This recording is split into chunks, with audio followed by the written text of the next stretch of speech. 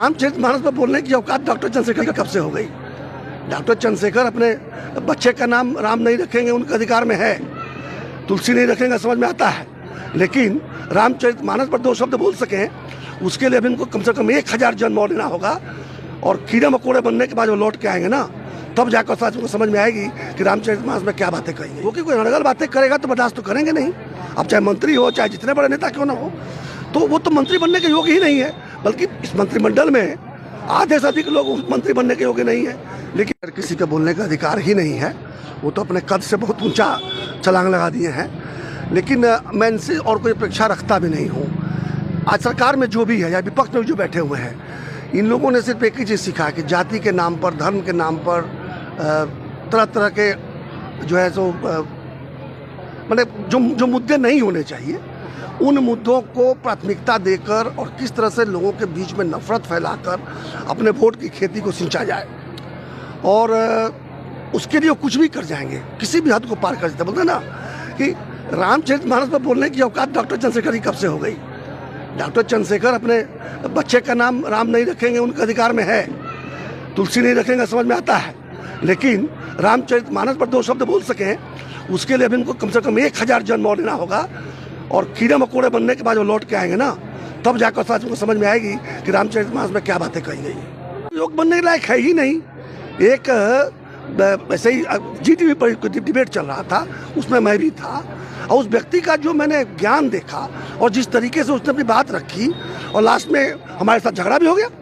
वो कि कोई अड़गल बातें करेगा तो बर्दाश्त तो करेंगे नहीं। अब चाहे मंत्री हो, चाहे जितने बड़े नेता क्यों ना हो, तो वो तो मंत्री बनने के योग्य ही नहीं है। बल्कि इस मंत्रिमंडल में आधे से अधिक लोग मंत्री बनने के योग्य नहीं है, लेकिन बने हुए हैं। किसको उठा के नीचे उतारे लोग, और बल्कि हम तो कहेंगे कि एक भी पार्टी ऐसा नहीं है जो वहाँ बैठने के योग्य है। चाहे वो भाजपा हो, चाहे जदयू हो, चाहे राजद हो, चाहे कांग्रेस हो, चाहे कम्युनिस्ट हो, एक की भी विश्वसनीयता नहीं है। इन्हीं लोगों ने तो पिछले 75 वर्षों में राज किया है ना। अब बिहार को गर्द पहुंचा कर रख दिया है। एक नई व्यवस्था को निकलना होगा, पब्लिक निकालेगी ना, जनता खुद ही खोज के निकाले विकल्प और उसको जिताए। एक कुर्सी कुमार है, उनको अपने कुर्सी से मतलब है। इसके लिए बाकी देश के साथ में, राज्य के साथ में चाहे जो गलत काम करना हो करने को तैयार है। उनका कोई एक ही उनका मकसद है कि किसी तरह से कुर्सी पर हम बैठे रहें, मुख्यमंत्री पद नहीं जाना चाहिए।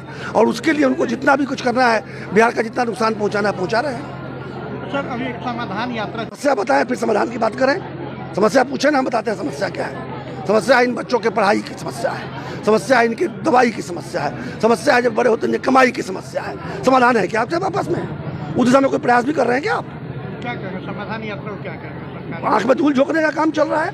पटना में ज़्यादा रहना नहीं चाहते हैं, क्योंकि तेजस्वी रोज खींच रहे हैं उनका कुर्ता कि हमको मुख्यमंत्री बनाओ, हमको मुख्यमंत्री बनाओ। तो कुर्ता ना खींचे, इसलिए भाग जाते हैं वहाँ से हेलीकॉप्टर से जाके, और समाहरणा में बैठ के, और गेस्ट हाउस में बैठ के, स्टेट गेस्ट हाउस में बैठ के क्या समाधान कर लेंगे जी? जनता के बीच जाइए, समस्या देखिए, और समाधान हो तो बात कीजिए। क्या कर लेंगे जान के? चल जानकारी इकट्ठा करते अच्छी बात है, करेंगे क्या जानकर उसको?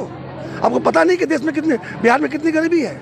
आपको पता नहीं कि 52% बिहारी गरीबी रेखा के नीचे जीवन यापन करते हैं? आपको पता नहीं कि 55% मर्द यहाँ के दूसरे राज्यों में जाकर मजदूरी करते हैं? आपको पता नहीं है कि गरीबी में आप 1 नंबर है? आपको पता नहीं कि शिक्षा में आप 1 नंबर है, बेरोजगारी में 1 नंबर है, पलायन में 1 नंबर है, और जहाँ 1 नंबर होना चाहिए वहाँ सबसे पीछे हैं? सब तो पता है, तो क्या समाधान करने निकले हैं आप? और क्या जाति जनगणना करके क्या उखाड़ लेंगे आप?